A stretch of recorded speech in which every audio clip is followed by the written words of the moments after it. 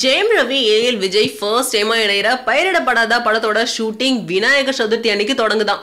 தேவி படத்தோட இறுதிக்கட்ட பணிகள்லாம் மும்முரமா இருக்கும். ஏஎல் விஜயோட இந்த படத்தை தொடர்ந்து ஜெயம் ரவியோட புதிய படத்தையும் இயக்க இருக்காரு.